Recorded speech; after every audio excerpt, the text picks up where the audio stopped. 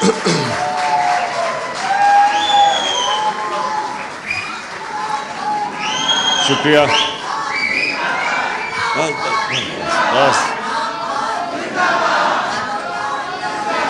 بس بس بس بس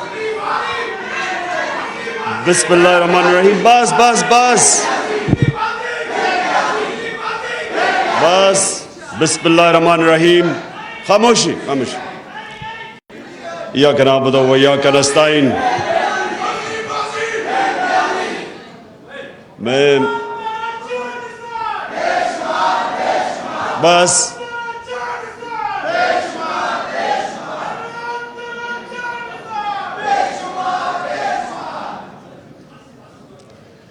بسم اللہ الرحمن الرحیم. اچھا جی، میں سب سے پہلے میرے ہمسائے اعتزاز حسن نے ایک کامنٹ کیا، پہلے میں اپنی بات ادھر سے شروع کرتا ہوں. انہوں نے کہا کہ بہت زیادہ اپنی تقریروں میں اب دین کا استعمال کرتے ہیں. دیکھیں، میں پہلے یہ واضح اس لیے کرنا چاہتا ہوں کہ اگر میرے میں اللہ ایمان نہ ڈالتا تو میں کبھی پولیٹکس میں نہ آتا. کیونکہ ایک آدمی جس کو اللہ سب کچھ دے بیٹھا تھا، جس کو پولیٹکس کچھ دے ہی نہیں سکتی تھی، شاید ہی کسی پاکستانی کو اللہ نے اتنی شہرت اور سب کچھ دیا، تو مجھے تو پولیٹکس سے پہلے مل چکی تھی. میں صرف پولیٹکس میں ایک وجہ سے آیا تھا کہ میرا دین ہی نہیں، جو بھی اللہ نے دنیا میں پیغمبر بھیجے، وہ ان کی جو بنیادی چیز کہ دنیا میں آنے کا مقصد کیا ہے، وہ تقریباً سارے بھی جتنے اللہ کے پیغمبر انہوں نے ایک ہی بات کی کہ جتنا اللہ آپ کو نوازتا ہے، جتنی آپ کو نعمتیں بخشتا ہے، اتنی آپ پہ ذمہ داری ڈال دیتا ہے کہ آپ ان نعمتوں سے اپنے ملک میں انسانیت کی کیسے خدمت کرتے ہیں. یہ سارے اللہ کے دینوں کی بنیادی میسج ہے. تو دو طرز ہے زندگی کے، ایک آپ اپنے لیے جیے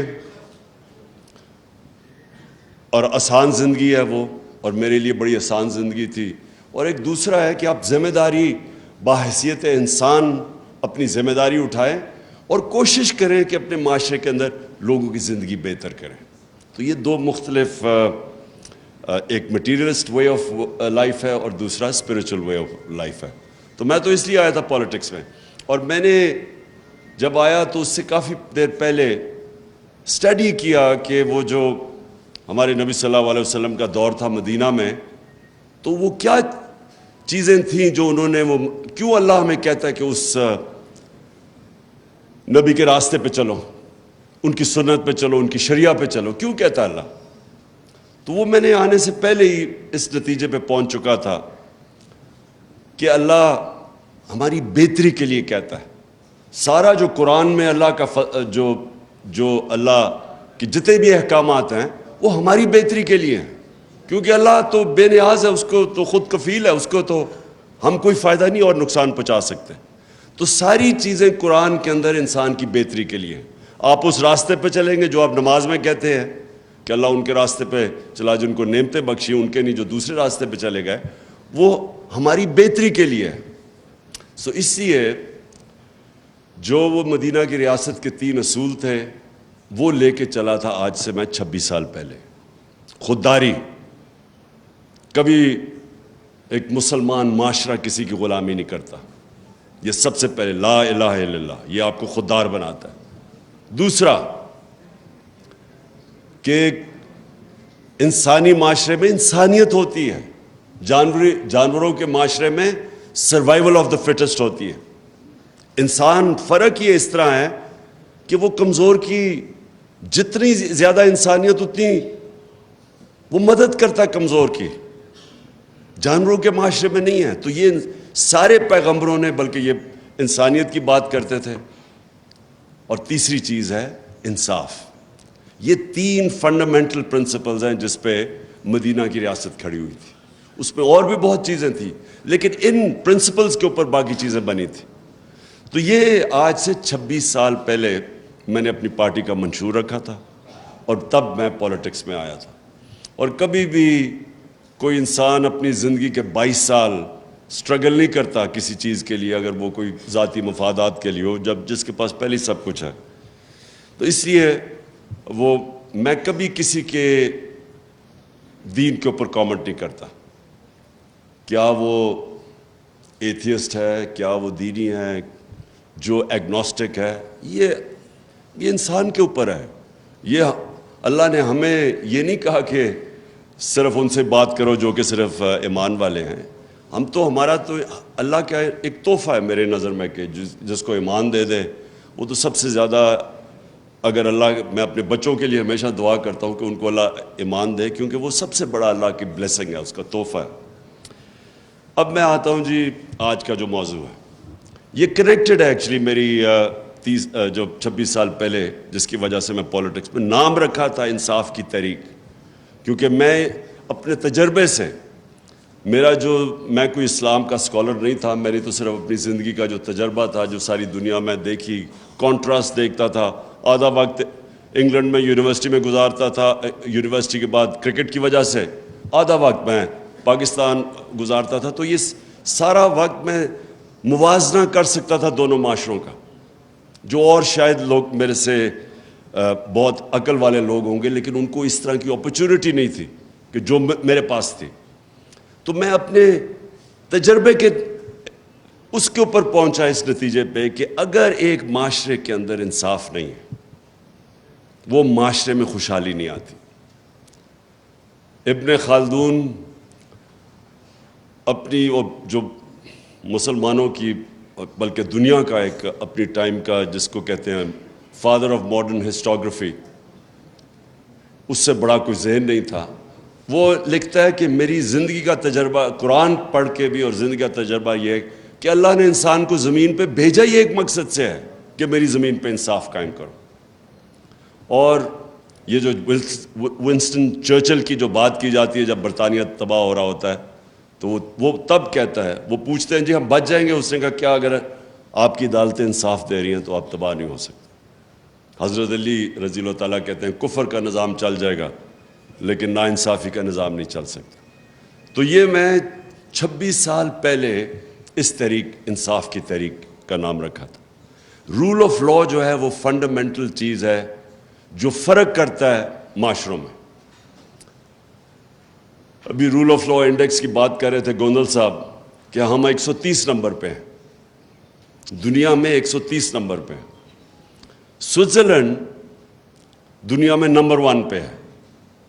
رول آف لا انڈیکس پہ سوئٹزرلینڈ نمبر 1 پہ ہے, ہم 130 پہ ہیں.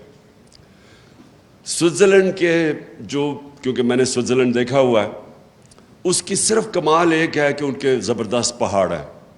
پہاڑوں کے اوپر لوگ جاتے ہیں, ٹورزم ہوتی ہے, سردیوں میں اسکیئنگ ہوتی ہے. اور ہمارا جو پہاڑ ہیں دگنے ہیں سوئٹزرلینڈ سے, ہمارا ناردرن ایریا سوئٹزرلینڈ سے دگنا ہے. جو خوبصورتی ہے وہ سوئٹزرلینڈ سے کئی گنا زیادہ ہے. لیکن سوئٹزرلینڈ خوشحال ہے. صرف اپنی پہاڑوں کی ٹورزم سے سوئٹزرلینڈ $60 ارب سال کا کماتا ہے. $60 ارب, چھوٹا سا سوئٹزرلینڈ. ہماری ساری ملک کی ایکسپورٹس ہماری تاریخی تھی $30 ارب, $31 ارب یا $32 ارب. ان کو صرف ٹورزم سے $60 ارب ملتا. سوئٹزرلینڈ ٹورزم سے پیسے اس لیے نہیں بناتا کہ ان کی ملک میں خوبصورتی زیادہ ہے, وہ اس لیے بناتا ہے کہ وہاں رول آف لا ہے, وہاں کوئی قانون سے اوپر نہیں ہے. اس ملک کے اندر ان کی عدالتیں انصاف کرتی ہیں. اس کے ملک کے اندر جو عام شہری ہے اس کو اس کے ملک کا قانون مکمل طور پہ تحفظ دیتا ہے طاقتور سے. اور جب ایک کمزور انسان کو اس کے ملک کا انصاف کا نظام تحفظ دیتا ہے, وہ انسانوں کو آزاد کر دیتا ہے. تو سب سے امپورٹنٹ چیز آپ کی سمجھنی ہے کہ صرف آزاد انسان کی پرواز اوپر ہوتی ہے. بڑے کام صرف آزاد انسان کرتے ہیں. غلام ملک کے اندر بھی اگر ایک انسان آزاد ہو وہ اس ملک میں بھی اوپر چلا جاتا ہے. میں ہمیشہ دو انسانوں کی بات کرتا ہوں جو غلام ہندوستان میں بڑے ہوئے, قائد اعظم اور علامہ اقبال. آزاد ذہن تھے. فلسفہ دیکھیں علامہ اقبال کا, شاید میں نہیں سمجھتا, میں کوئی اتنا بڑا اسکالر نہیں ہوں, لیکن میں نہیں سمجھتا کہ پچھلے 500 سال میں کوئی مسلمان ذہن اس قابل تھا, اتنا بڑا ذہن تھا جو علامہ اقبال تھے.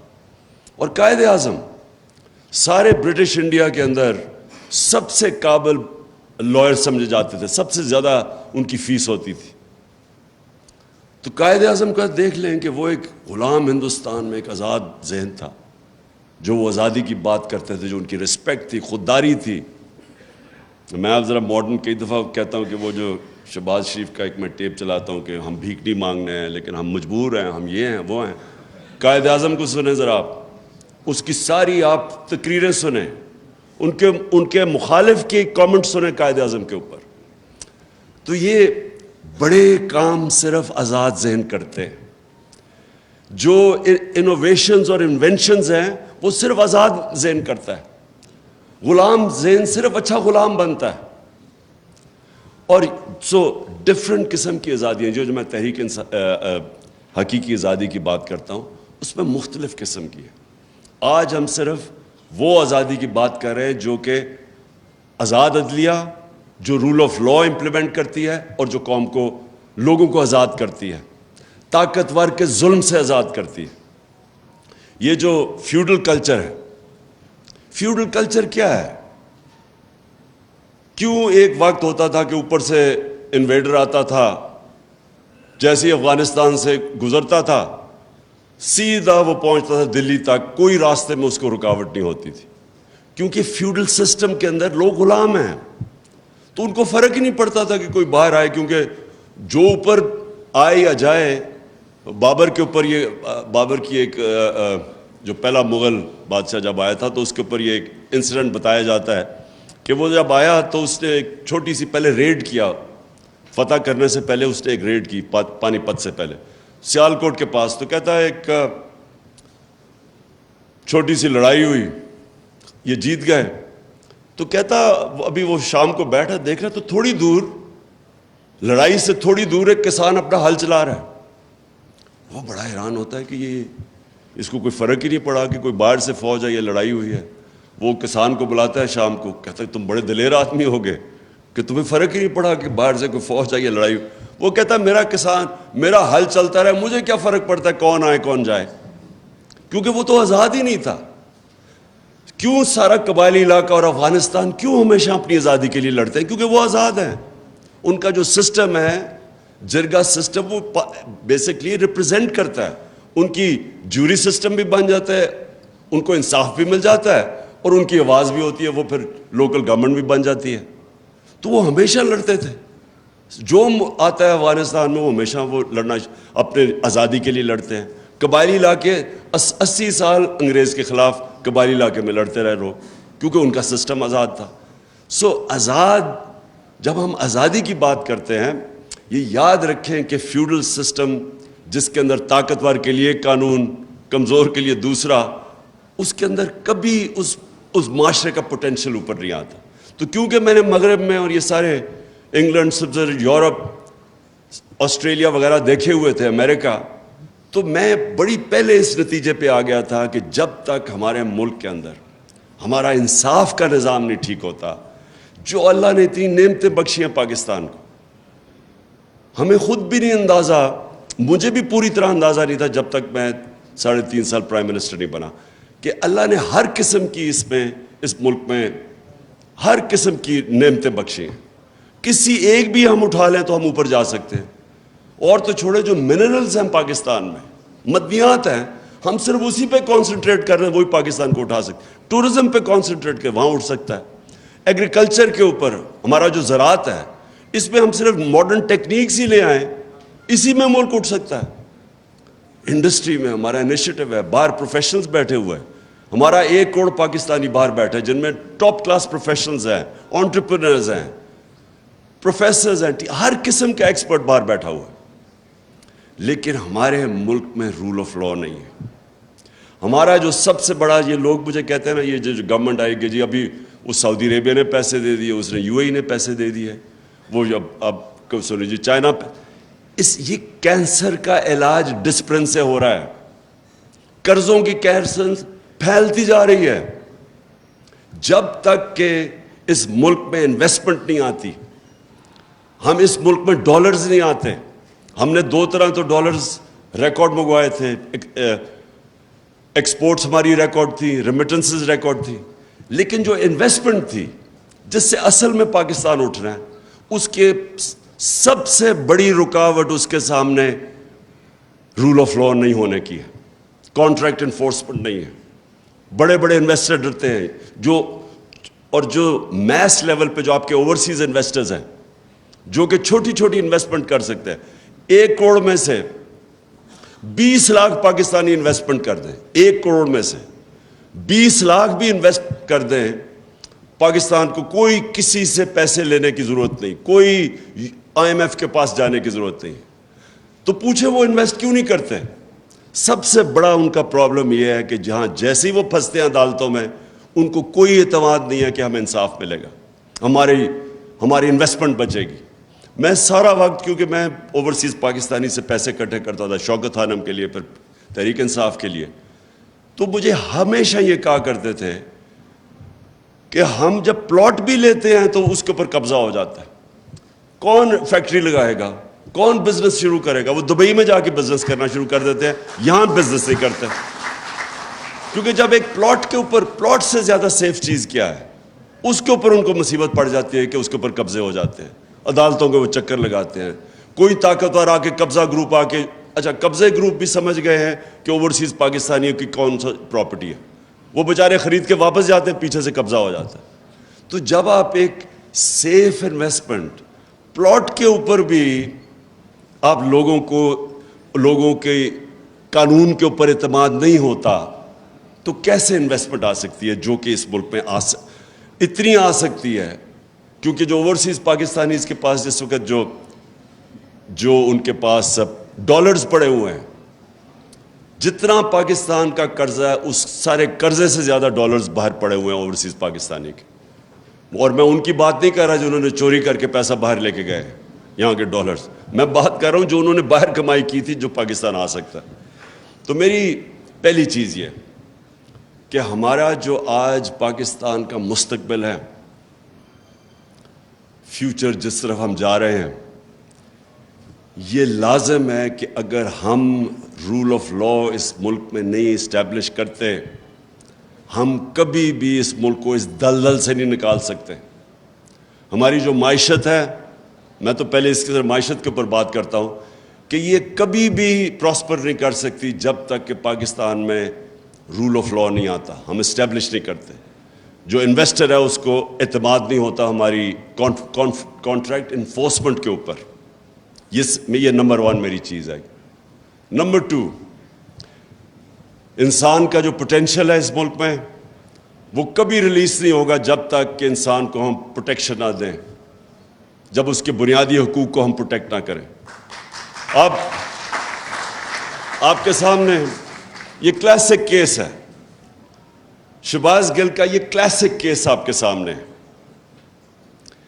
ایک آدمی کو اغوا کیا جاتا ہے، اس کو پکڑ کے سب کے وہ تصویر ہے کہ آئے ہیں لوگ گاڑی میں، کوئی وارنٹ نہیں دکھائی جاتی، وہ کوئی مفرور نہیں تھا، کوئی بھاگ نہیں رہا تھا. کہیں بھی جا کے آتے اس کو وارنٹ دکھاتے، جی یہ آپ کے اوپر چارجز ہیں، اس کو لے جاتے. اغوا کر کے لے کے گیا، پتہ ہی نہیں پہلے ہمیں چلا وہ گیا کدھر ہے.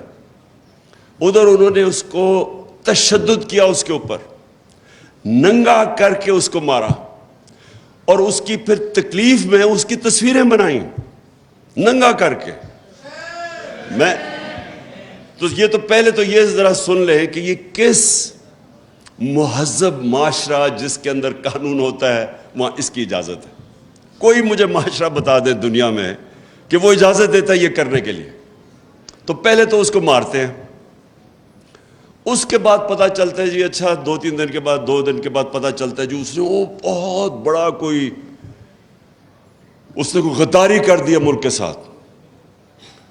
اچھا میں اب یہ اپنا کہوں کہ مجھے پتہ ہی نہیں تھا شروع میں کیا ہوا. مجھے اس کی صرف ایک میسج آئی کہ کال آئی کہ جی میں نے کوئی ٹی وی کا انٹرویو دیا, اس میں تھوڑی سی کنٹروورسی ہے. میں نے کہا کیا کر جی, میں نے کہا تھا کہ کوئی ان لافل کمانڈ نہ سنو, بس یہ میری آخری بات ہوئی ہے اس سے. میں نے کہا اچھا ان لافل وہ تو سب کہتے رہتے ہیں. بعد میں پتہ چلا اس نے وہ جو ایڈ کر دیا جی گورنمنٹ آفیسز. اس کے بعد میں پتہ چلا کہ اصل میں تو یہ وہ اصغر خان کا کیس تھا, اس کے اندر عدالت ہی وہی باتیں کر رہی ہے. یعنی وہ کوئی اتنا بڑا جرم نہیں تھا کہ اس کو اس طرح پہلے اغوا کرو پھر مارو, اس سے پھر پتہ نہیں کیا. اور اس کو جو حال تھا, مجھے تو بعد میں وکیلوں نے بتایا کہ اس کا وہ مینٹلی ٹوٹل شیٹر کر دیا انہوں نے اس کو. تو کیا ہوگا کہ اس کو بالکل ہی مینٹلی ایک آدمی کو, اچھا وہ چلے یا تو ہونا وہ کوئی اس طرح کا جو جیل سے اندر باہر جاتا ہو, وہ تو تکڑے ہوتے ہیں لوگ. وہ پروفیسر وہاں کا, وہ امریکن یونیورسٹی کے اندر وہ لیکچر دے رہا ہے, اس کو یہ جب ٹریٹمنٹ کی گئی تو اس کا اوپر جو ذہنی طور پہ گزرا ہوگا, میں بھی حیران کہ سوچیں اس کی فیملی ہوگی, اس کی وائف ہوگی, وہ کیا اس کی تصویریں دیکھ رہی ہیں, وہ کیا سوچتی ہوں گی. اس کے رشتہ دار, اس کے بھائی, اس کے فادر ان لا میرے پاس آئے, وہ سارے اس کو دیکھ کے ایک آدمی کو اس طرح بریک کرنا. اور جو کر رہے تھے ان کو کوئی خوف نہیں تھا قانون سے, ان کو کوئی فکر نہیں تھی کہ ان کا کوئی احتساب ہوگا, کوئی قانون ان کو انصاف کے کٹہرے میں کھڑا کیا جائے گا, کوئی فکر نہیں تھی ان کو. ظلم کرتے ہیں, پولیس سے پوچھتے ہیں, بعد میں پولیس کہتے جی ہم نے تو نہیں کچھ کیا. تو پھر کس نے کیا؟ کون تھا اس کے پیچھے؟ جو بھی پیچھے تھا وہ اپنے آپ کو قانون سے اوپر سمجھتا ہے. وہ سمجھتا تھا کہ پاکستان کا قانون میرے اوپر نہیں لاگو ہوتا. اور یہ ہے المیہ ہمارا. اور پھر وہ خاتون میجسٹریٹ, وہ بڑا جی عمران خان کو دہشت گرد بنا دیا مجھے, کہ وہ میں نے اس کو کہہ دیا ہے کہ جب خاتون میجسٹریٹ کے پاس آیا, جب اس کو پتا تھا تشدد ہے, آج ثابت ہوا ہے کہ اس کے اوپر تشدد ہوا ہے, عدالت میں اس کی رپورٹ دی گئی ہے کہ اس کے اوپر تشدد ہوا ہے, اس نے پھر اس کو پولیس کے پاس ریمانڈ پہ بھیج دیا.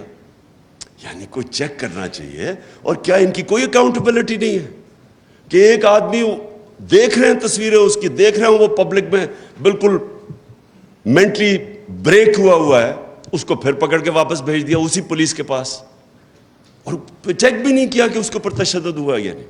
اور پھر یہ جو آئی جی اور ڈی آئی جی ہے, کون ذمہ دار ہے کہ ایک آدمی کو آپ نے غیر قانونی طور پہ اٹھا کے تشدد کیا؟ کدھر یہ اجازت دیتا ہے؟ اور اس کے اوپر اچھا میں کہہ رہا ہوں کہ قانونی کارروائی کریں گے, وہ کہتے جی دہشت گرد ہے. سوچ لیں کہ اچھا پہلے وہ غلط کام کر رہے ہیں, ان کے غلط کام کرنے کے لیے ہم کہہ رہے ہیں قانونی کارروائی کریں گے, اور وہ اوپر سے دہشت گردی کا پرچہ کروا دیتے ہیں میرے اوپر, اور جناب وارنٹ نکال دیتے ہیں. یہ ساری کہ ہمارے ملک میں قانون کی حکمرانی نہیں, طاقت کی حکمرانی ہے. جو طاقتور ہے وہ قانون سے اوپر ہے, جو کمزور ہے اس کی حفاظت نہیں کرتا قانون. اس لیے یہ بڑا امپورٹنٹ ہے کہ ہم اپنے ملک میں جد و جہد کریں. یہ پاکستان کی فیوچر کی جنگ ہے. یہ جو آپ انصاف کی جو تحریک ہے اس ملک میں رول آف لا قائم کرنے کے لیے, یہ ملک کا فیوچر ہے. یا ایک طرف یا ملک ادھر جائے گا اور یا دوسری طرف تباہی کی طرف جائے گا. اگر اسی طرح اس ملک کے اندر قانون کی حکمرانی نہ ہوئی, میں آپ کو کہتا ہوں کہ کوئی طریقہ ہی نہیں ہے کہ ہم یہ معاشی تباہی سے بچ سکتے ہیں. کوئی کسی کے پاس آنسر نہیں ہے. وہ بڑا سنا تھا جی, بہت بڑا جینیس تھا شہباز شریف. لوگوں نے ریلائز نہیں کیا کہ اشتہاروں کے اندر ہی وہ جینیس تھا. ساری ترقی اشتہاروں میں تھی. جب سے وہ آیا, مجھے یہ بتا دے کہ ان کے پاس کون سا ہے. یہ جو ہم قرضے لیتے جا رہے ہیں, گروتھ ریٹ کم ہوتی جا رہی ہے, انڈسٹری سکڑتی جا رہی ہے, کسانوں کے پاس اتنی زیادہ مہنگائی کر دی ہے, بجلی کی دگنی قیمت کر دی ہے بجلی کی. کسانوں کے پاس ٹیوب ویل چلانے کے پیسے بل آ رہے ہیں. عام بیچارہ مڈل کلاس سفید پوش, برے حالات ہیں لوگوں کے. تو اکانومی سکڑ رہی ہے, قرضے بڑھتے جا رہے ہیں. تو ہمارے پاس کدھر سے ویلتھ کریشن ہوگی کہ ہم یہ قرضے واپس کریں؟ کدھر سے دولت میں اضافہ ہوگا؟ کہ اگر آپ کی انڈسٹری بھی بند ہو رہی ہے، بے روزگاری بھی بڑھ رہی ہے، ایکسپورٹس گر رہی ہیں، باہر سے جو دولت ریمیٹنسز آنی تھی ان کی وہ ڈراپ ہو گئی ہیں، تو کدھر سے پاکستان کے پاس پیسہ آئے گا یہ قرضے یہ جو لے رہے ہیں اور قرضے؟ کوئی ہمارے پاس راستہ نہیں کہ اگر ہم نے اس ملک کو معاشی طور پہ ٹھیک کرنا ہے تو یہ ایک بڑی یہ ساری اوور آل پکچر کے اندر جس کے اندر قانون کی حکمرانی آنی پڑے گی، جس کی وجہ سے انویسٹر آئے گا پاکستان میں، اور پھر نہ ہی ڈیموکریسی آ سکتی ہے۔ ڈیموکریسی اور رول آف لا ساتھ ساتھ چلتے ہیں۔ آپ اگر الیکشن کروا دیں ایک ملک کے اندر جدھر رول آف لا نہیں ہے، جمہوریت آ ہی نہیں سکتی۔ جو طاقتور ہے، جس کے پاس پیسہ ہے، جس کے پاس 2 نمبر پیسہ، وہ اوپر آ جائے گا۔ کیسے مقابلہ کرے گا ایک آدمی، پڑھے لکھے لوگ کیسے مقابلہ کریں گے اس کا جس کے پاس مسل بھی ہے، اس کے پاس جو سندھ کے اندر، آج مجھے بتائیں سندھ کے اندر کون سی جمہوریت ہے؟ جو ان کے یہ پیپلز پارٹی کے خلاف کھڑا ہوتا ہے، 15% لوکل گورنمنٹ میں لوگ کھڑے ہی نہیں ہوئے کیونکہ ان کے اوپر کیسز کر کے FIR کر کے ان کو انپوز جتا دیا 15% کو۔ باقیوں کے پاس جو الیکشن لڑنے جاتا ہے وہاں اس کے اوپر FIR کٹ جاتی ہے۔ میرے اوپر 16 FIR کاٹ دی ہے، وہ تو چھوڑے، اب دہشت گردی کا کیس کر دیا، تو بیچارے عام لوگوں کا کیا ہوتا ہوگا؟ مجھے یہ بتائے کہ میرے پاس تو پھر بھی میں ایک چلے وہ اللہ نے کرنا تھا کہ کل قوم ساری سڑکوں پہ آ گئی رات کو 2 بجے 3 بجے، نہیں تو میں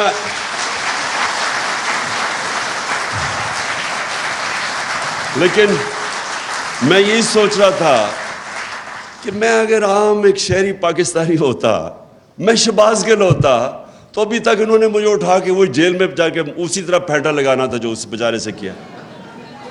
اور کس نے نہیں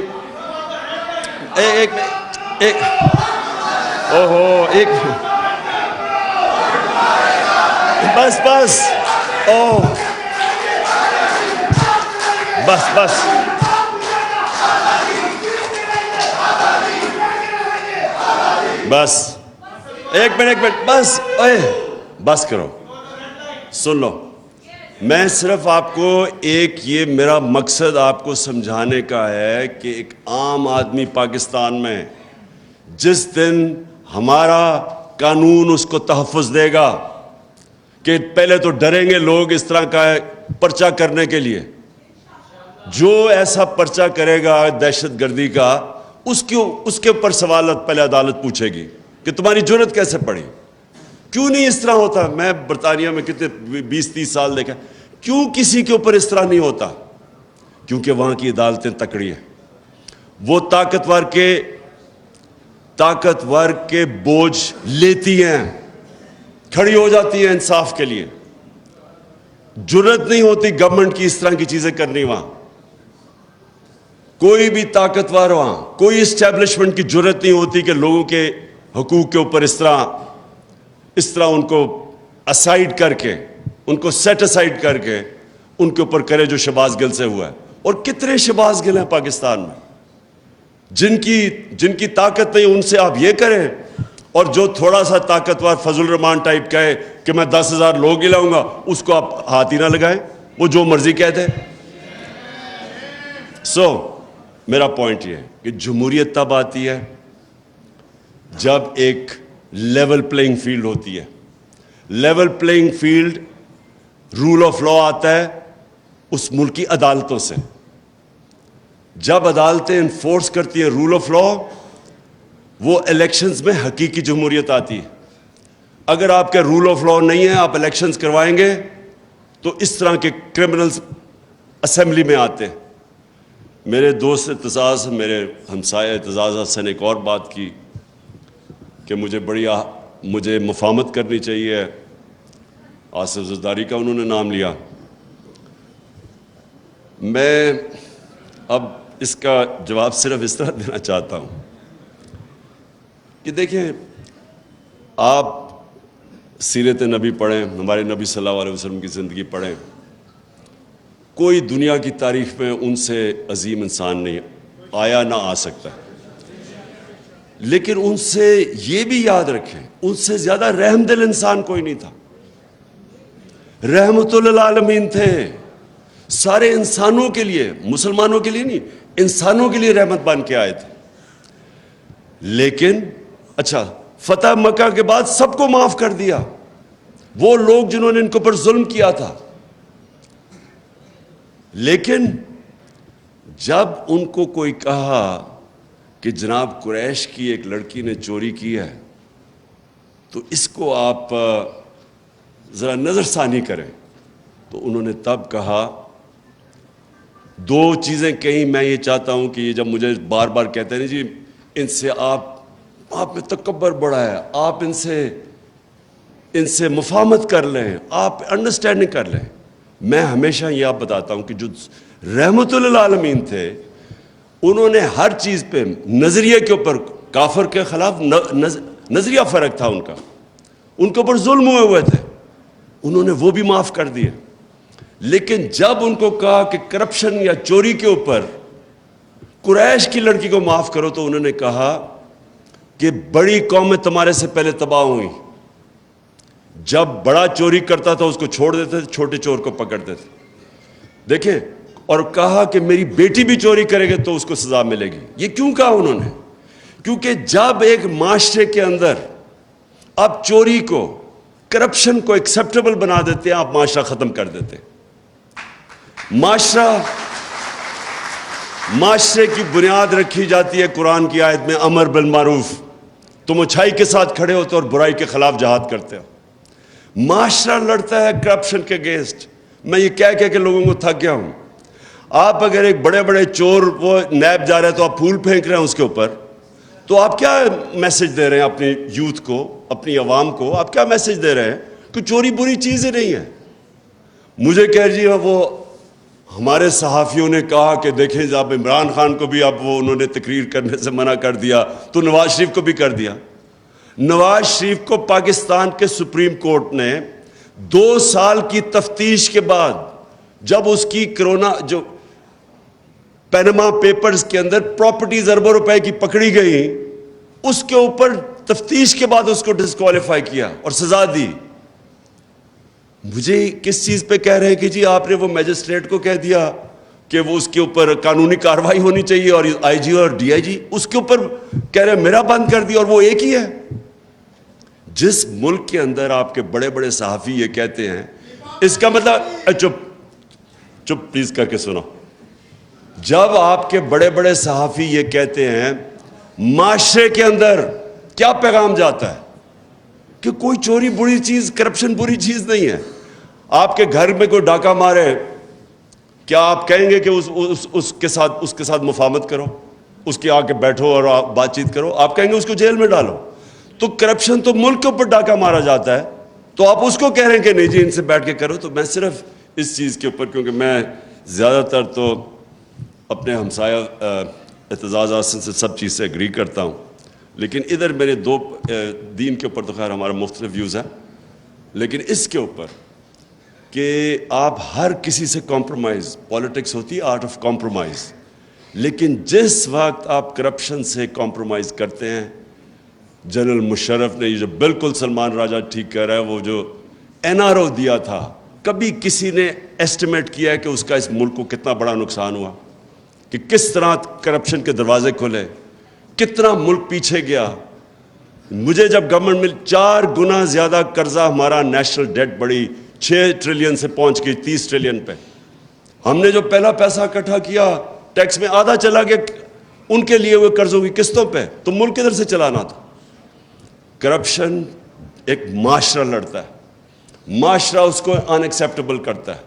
عدالتیں ہماری, ان کی سب سے بڑی ڈیوٹی یہ ہوتی ہے کہ جو بڑی کرپشن ہے اور جو سب سے مشکل ہے, جو وائٹ کالر کرائم جسے کہتے ہیں, جب تک ایک معاشرہ وائٹ کالر کرائم کا مقابلہ نہیں کرتا, وہاں خوشحالی نہیں آتی.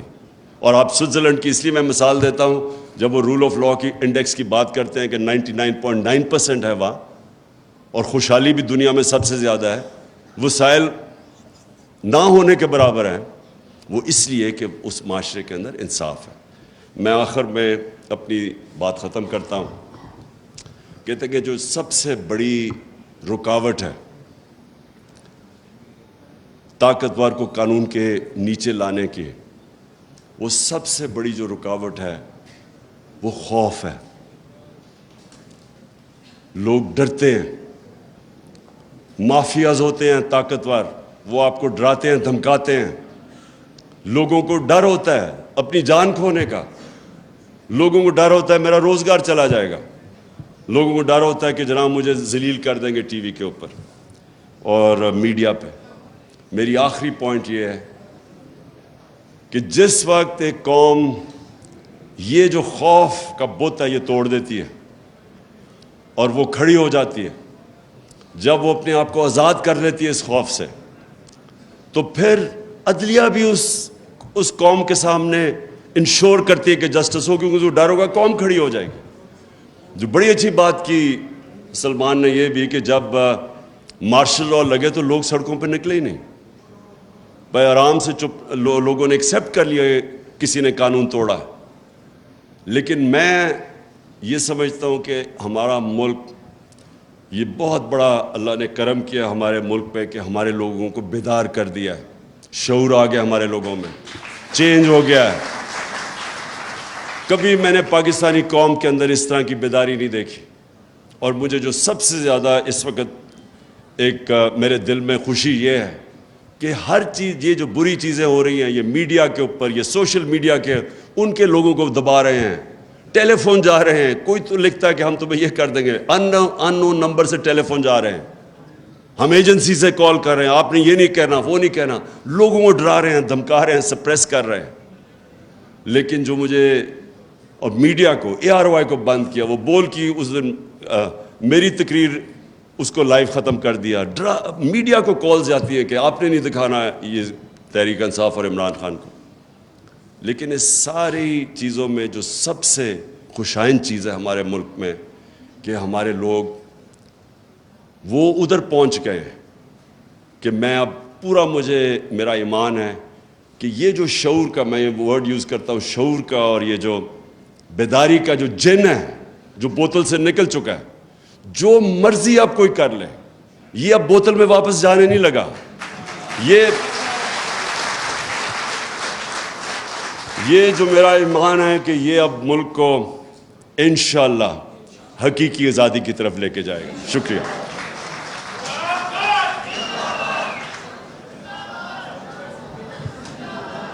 سب کا شکریہ. چائے تیار ہے.